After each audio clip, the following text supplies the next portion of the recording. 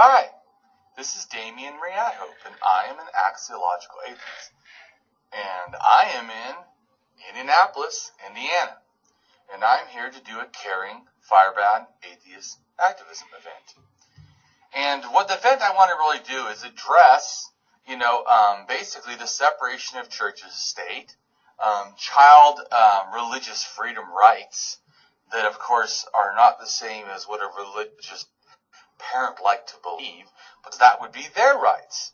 And a child's rights would be, their own rights. I think it's really interesting where religious freedom is somehow believed to be a parent's right until a child is, 18 and an adult. So we believe in America that a person doesn't gain, in a sense, religious freedom until they're an adult. Really?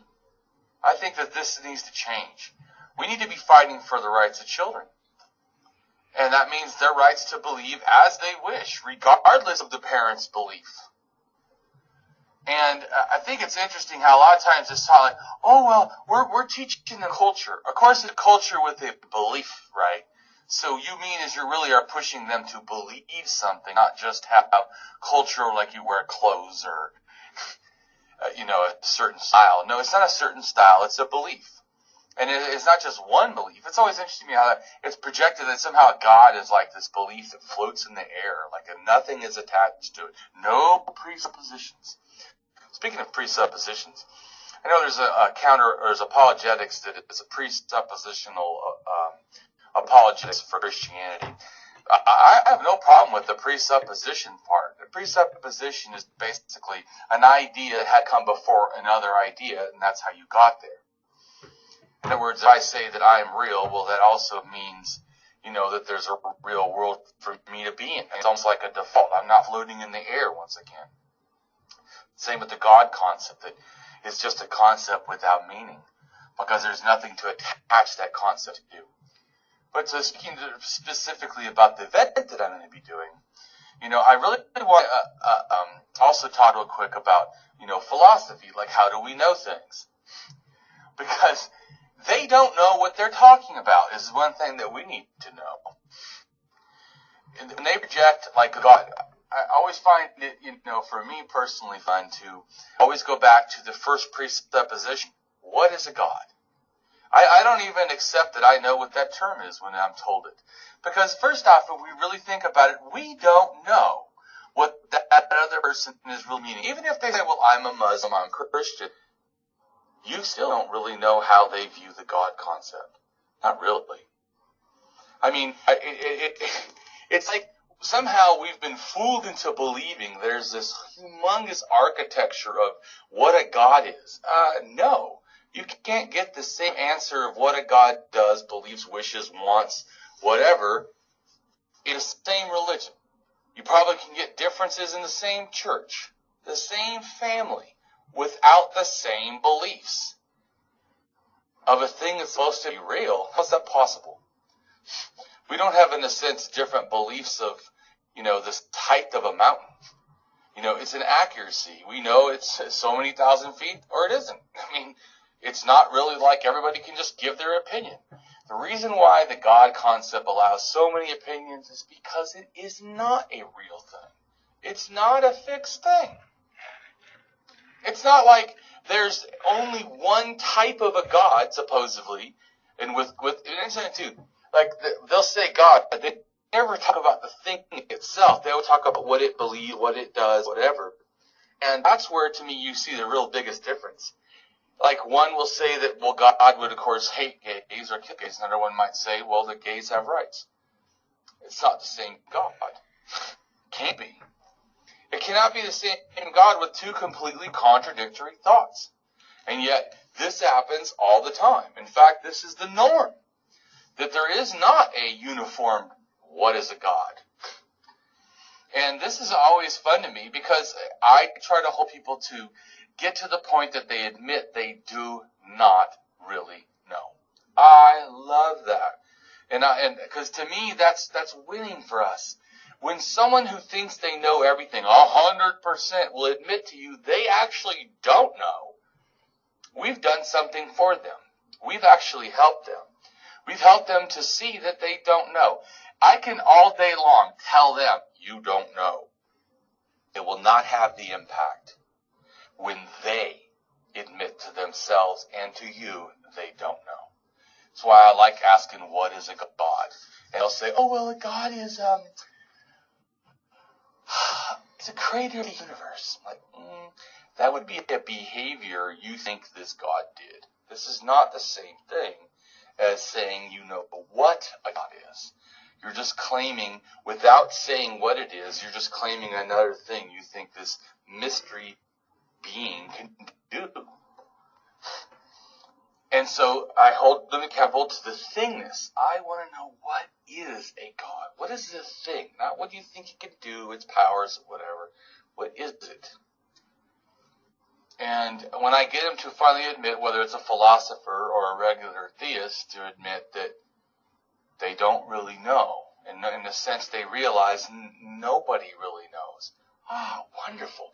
So then stop talking about you know what God does or whatever. You don't even know what a God is.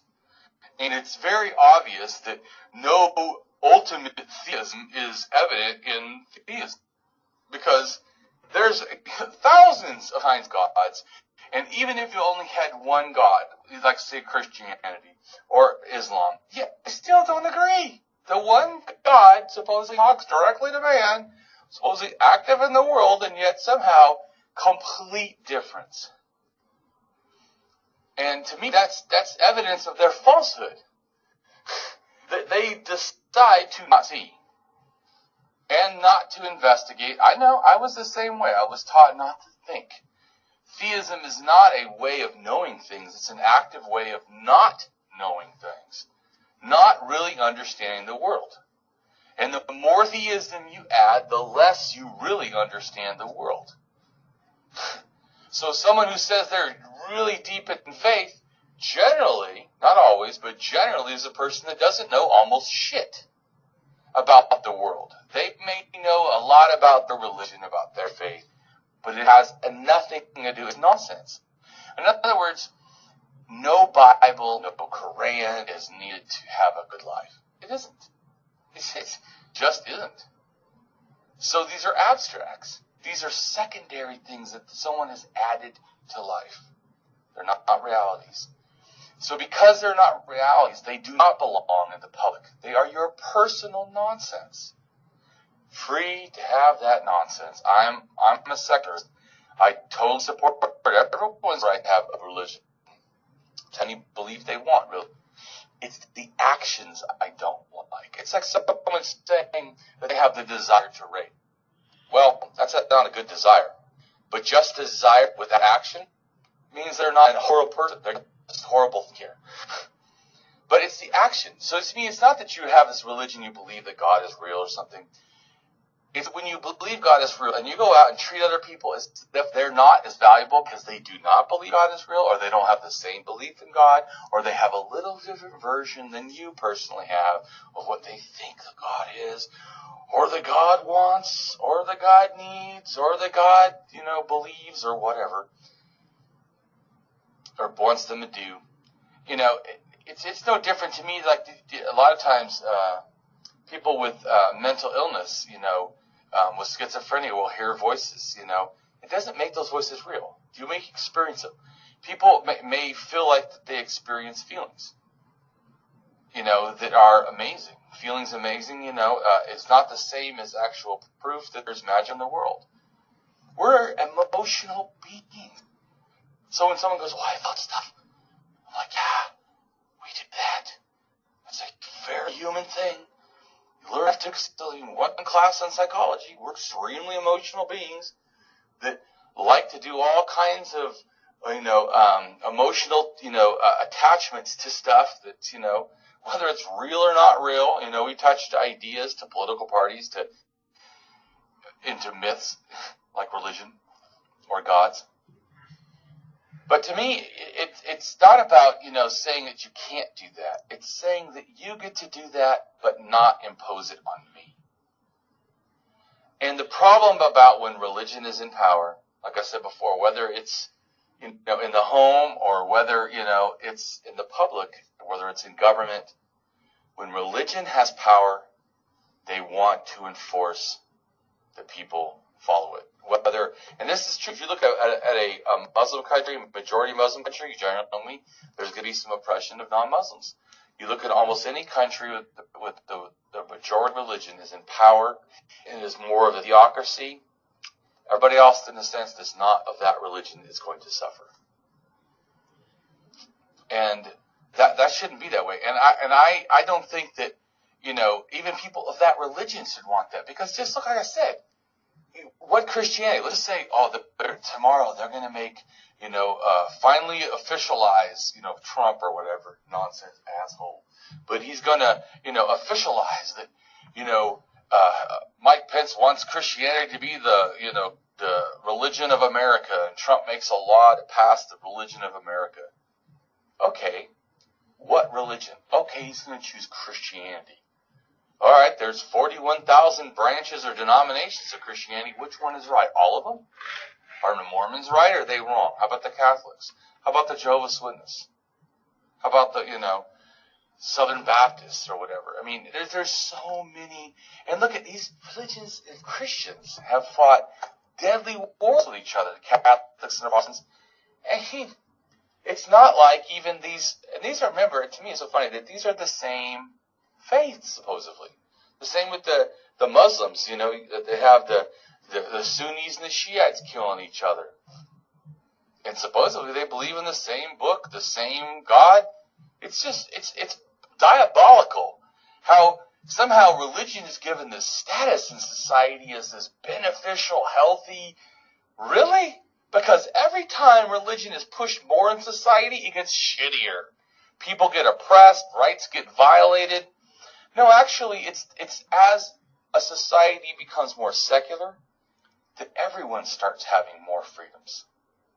That everyone starts having more rights. That everyone can live in more harmony without the threat of violence for simply having a different belief. And I appreciate, everybody out there who is, fighters online.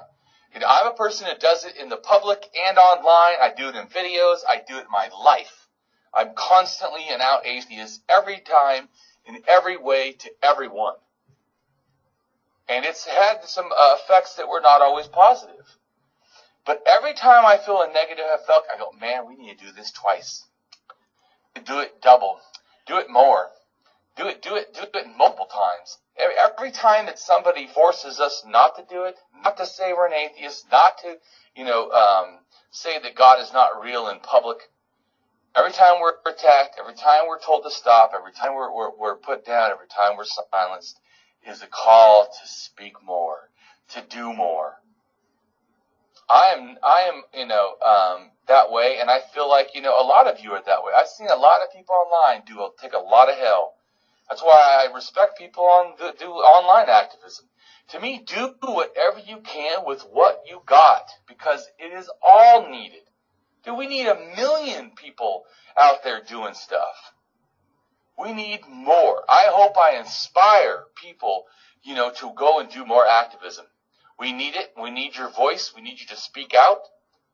That we rise by helping each other. We need to stop this, let the religious, in a sense, be the ones fighting each other. And I'm not saying we shouldn't fight toxic ideas. If you're a sexist, homophobic, racist asshole, that's why I don't want you. But if you're not that and you're an atheist, we should be supporting each other. We should be supporting what's right. Instead of always, I feel like sometimes, and I have no problem with call-out culture. Fine, call people out. They do the wrong thing, call them out.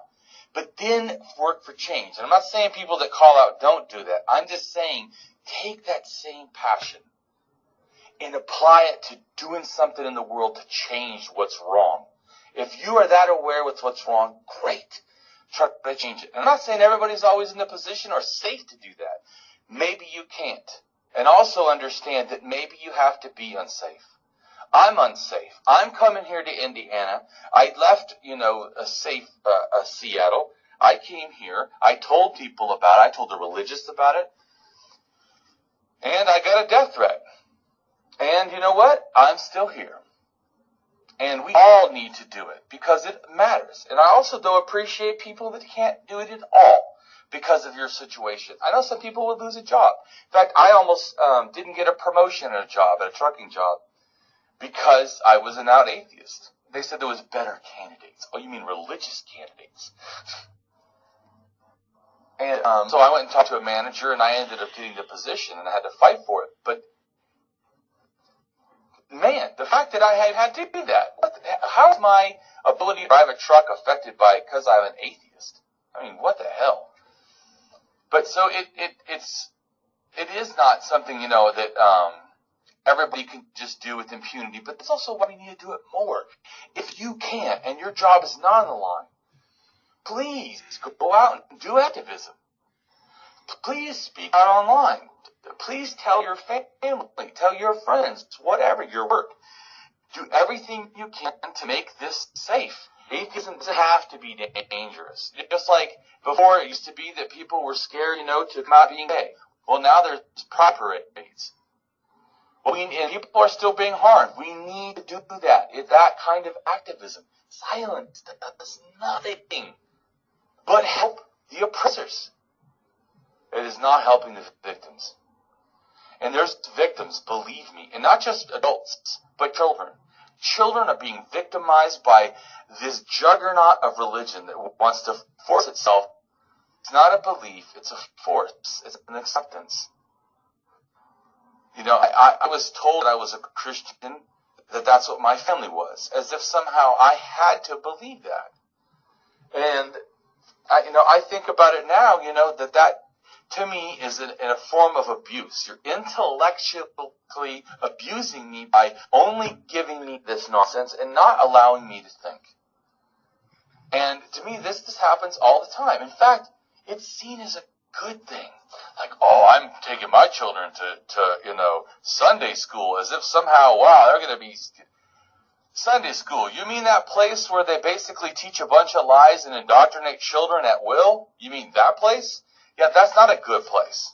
Not to me.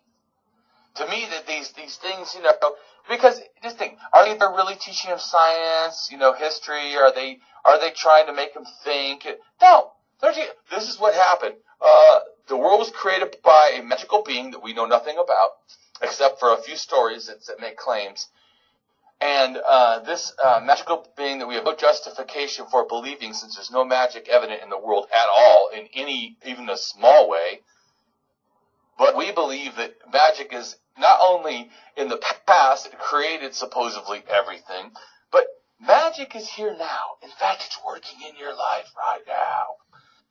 And you have magical beings that watch you and take care of you. And oh my God, it's ridiculous. And I was thinking too that, for me personally, I was basically under the impression because of my family, that the world was going to end by 2000. That in a sense, why even try that hard in school? Because we were all going to die and Jesus would come back and the world was going to end and all the happy nonsense, So, but because of that, though, I didn't really apply myself. And then after it happening, not happening, I should say, after I meant going through school, after, finishing, high school and the world not ending and Jesus not coming back, that really kind of affected me a little bit because I had been told all this stuff and it supposedly was true. And here it was coming up to the test and it failed like always. What I think now is, man, it's amazing how many, end of the worlds I've survived. It's shocking. I've survived all of them. No matter what claim comes, somehow the world keeps running. What's interesting though is, for some reason, religion, every time it fails, they don't just go, aha, it failed, I need to move on to a belief that has more credibility. No, they keep believing. It's sickness. The sickness, what I mean by that is mentally, the not thinking. Come on, what other time in your life? Imagine you had stocks, right? For people that, You have stocks and, they're doing real terrible and the person says, no, it's real good. And then they completely fail. They close their company, and he keeps trying to sell you stock. You're like, what the fucking hell? The company's closed. It's been dissolved. There is no company to sell the stock from. But they keep selling it. In fact, they say that this stock is now better than all the other stock. It's real. Because this stock is magic. Like the magic beans or something. It's that, and why do you not go, what? But see, with what they say with God, all things are possible. You mean that any bullshit that you say is possible because you add the term God. Because there's no God thing at all. I know I've asked a lot of people what a God is, and then people have not been able to actually tell me. And they try, and I explain why they still have not told me. Because they like to say, oh, it's the creator of the world. Oh, it's all present. All what? Once again, those are extra qualities, the behaviors that something is doing. Those are not the thing itself. Like a car. A car is a car, right? It's a fixed, thing until it moves. But a car is still a car whether or not it's moving. So I can explain car qualities and I don't have to see it move. I don't actually have to see how fast it can go. I still know it is a car. I know it has the engine, the parts. I know what those parts do and stuff. I know the steering wheel, the axles. So all these things, though, are qualities that I can explain whether or not the thing is moving because it's a real thing. And if God is a real thing, you can explain it in real ways. And if you cannot, which you cannot, then you should get the clue that it is not a real thing you're talking about. So, thank you, and hope you